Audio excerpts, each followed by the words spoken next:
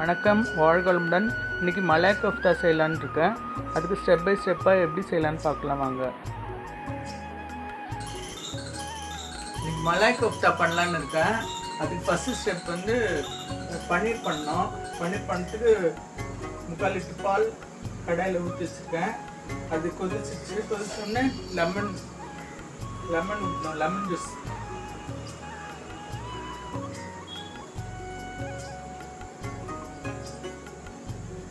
Lemon juice விட்டு தெரிஞ்ச உடனே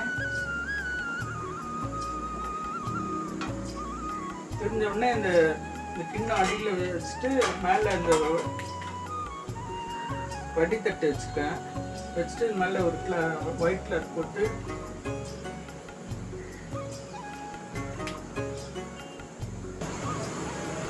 எல்லாம் திரிஞ்சு வந்துடுச்சு. இப்போ எடுத்து இந்த இதில் கிளாத்தில்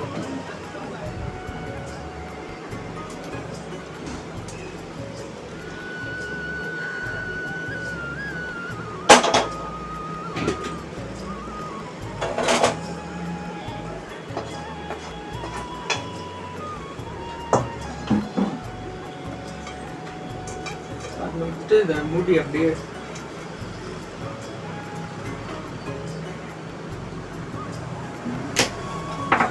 மேலே ஒரு வெயிட் வச்சுட்டு அப்படியே ஒரு 1/2 மணி நேரம் அப்படியே விட்டுருங்க. மலாய் கோஃப்தா கிரேவி செய்யறதுக்கு தேவையான பொருள்: பட்டை, ஏலக்காய், பிரிஞ்சி இலை, ஒரு பட்டை, ஒரு ஏலக்காய், ஒரு பிரிஞ்சி இலை, சீரகம், முந்திரி, இஞ்சி, பச்சை மிளகாய், பூண்டு, உப்பு, பட்டர், கொத்தமல்லி, கசூரி மெத்தி, கரம் மசாலா, தனியா பொடி, காஷ்மீரி சில்லி பொடி, வெங்காயம், தக்காளி. இதெல்லாம் கிரேவி செய்யறதுக்கு தேவையான பொருள். கோஃப்தா செய்யறதுக்கு தேவையான பொருள்: பன்னீர் 100 கிராம், கோவன் 100 கிராம், மைதா 2 ஸ்பூன், கார்ன்ஃப்ளவர், உருளைக்கிழங்கு, முந்திரி, மிளகு பொடி, இஞ்சி, பச்சை மிளகாய், கொத்தமல்லி, உப்பு. மலாய் கோஃப்தா செய்யறதுக்கு, கிரேவி செய்யறதுக்கு இப்போ வதக்கி அரைக்கணும். அதுக்கு என்னென்ன எப்படி பண்ணலான்னு பாருங்க. முதல்ல சீரகம் போடணும்,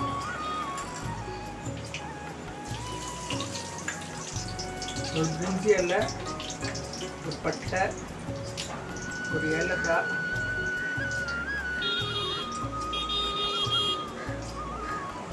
பூண்டு,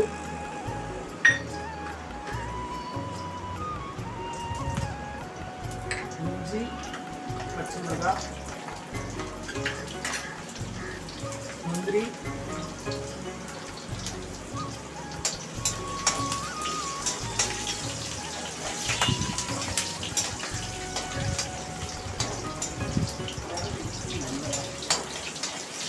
நல்லா வதக்கிட்டு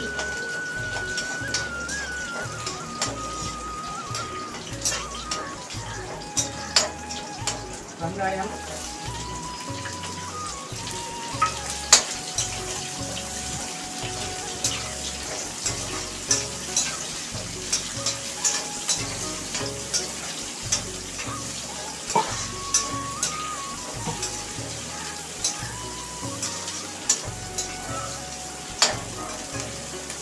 தக்காளி,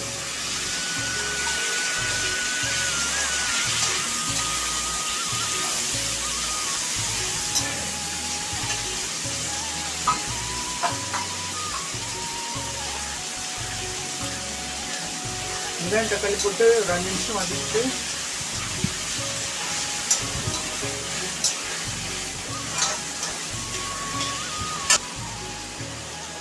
மஞ்சள் பொடி, காஷ்மீரி சில்லி பொடி 1 ஸ்பூன், தனியா பொடி 1 ஸ்பூன்,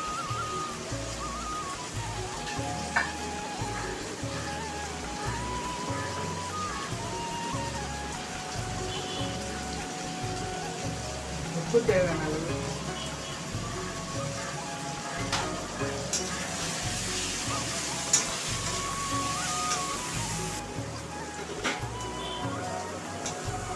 நிமிஷம் வதங்கினோடனே ஒரு டம்ளர் தண்ணி ஊற்றி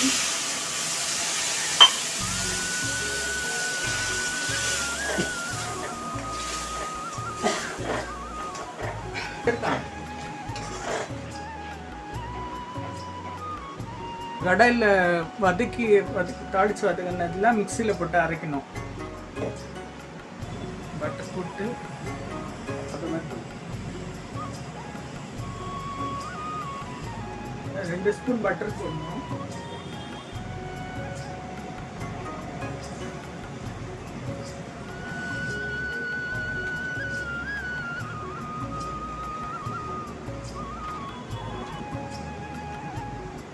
வெங்காயம் தக்காளி எல்லாம் போட்டு வதக்கினோம்ல, இப்போ மசாலாலாம் போட்டு அதெல்லாம் மிக்சியில் அரைச்சி இது பட்டர் காஞ்ச உடனே கடையில் பட்டர் போட்டுருக்கு. அது காஞ்ச உடனே அதில் கடாயில் போட்டு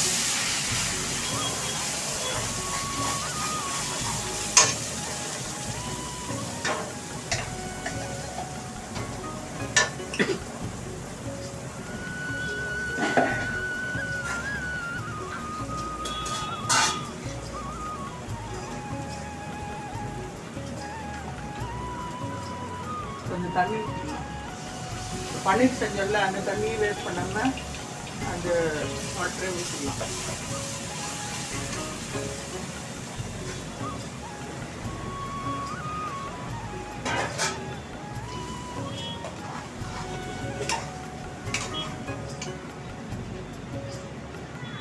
கரம் மசாலா,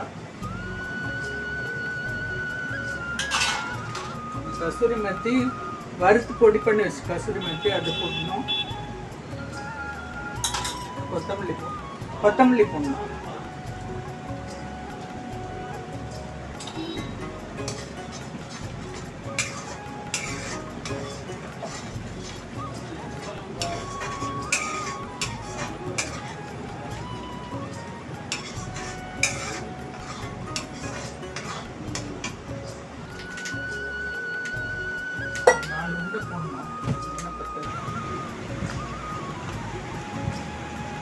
பன்னீர் இது மாதிரி உள்ளங்கையில் வச்சு இப்படி தேய்ச்சி இது பண்ணணும். அது தேய்ச்சா சாஃப்டாகிடும்.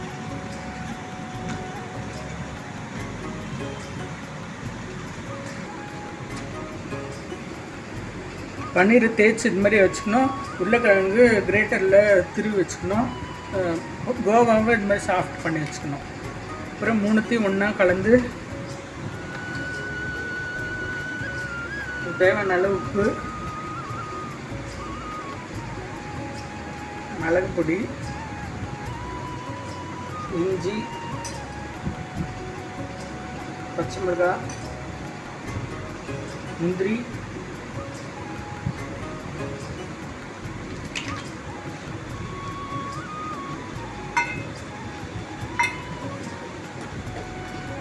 மைதா ஃபஸ்ட்டு எல்லாத்தையும் மிக்ஸ் பண்ணிவிட்டு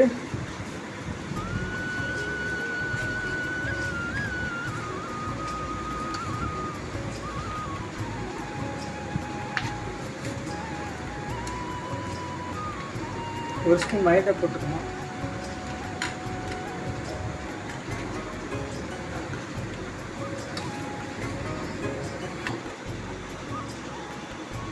இந்த மாவு இந்த மாதிரி நல்ல அழுத்தி பசைஞ்சு ஸ்மூத்தாக வர வரைக்கும் நல்லா பசஞ்சிக்கணும். பசஞ்சிட்டு உருண்டை விட்டுக்கணும். இது மாதிரி உருண்டை விட்டுக்கணும்.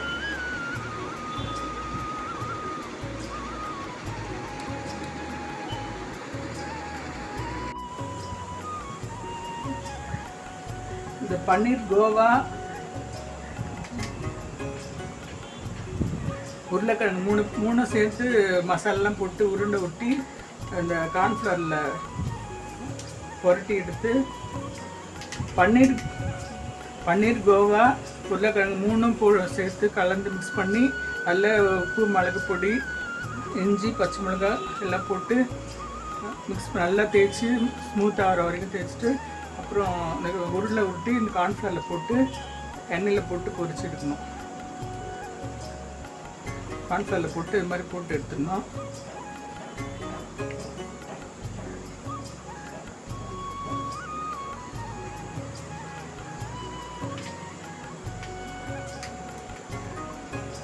எண்ணெயில் போடணும்.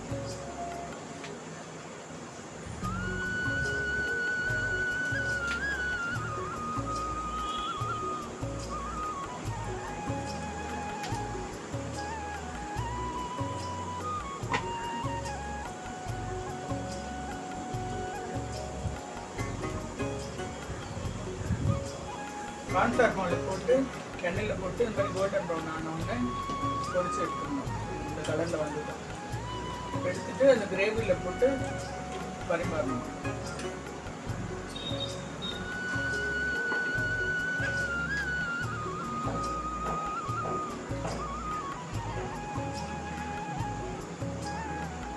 கோப்தாவும் ரெடி, கிரேவி ரெடி ஆகிடுது. இது எப்படி பரிமாறணும்னு பார்க்கலாம். இந்த கோப்தா இதில் வச்சுட்டு இந்த சூடாக அவங்க வர வரைக்கும் சூடாக இருந்ததுக்காக நான் ஹாட் பேக்கில் வைக்கிறேன். நீங்கள் பிளேட்டில் கூட வச்சுக்கலாம்.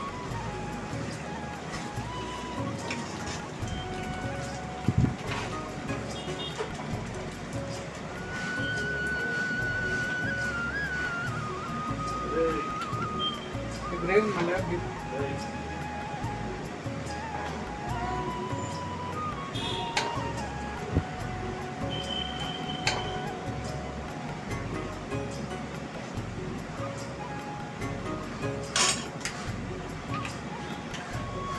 மேலே க்ரீம்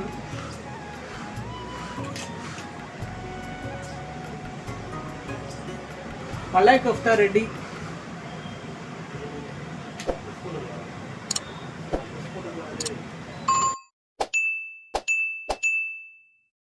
நன்றி. வாழ்க வளமுடன்.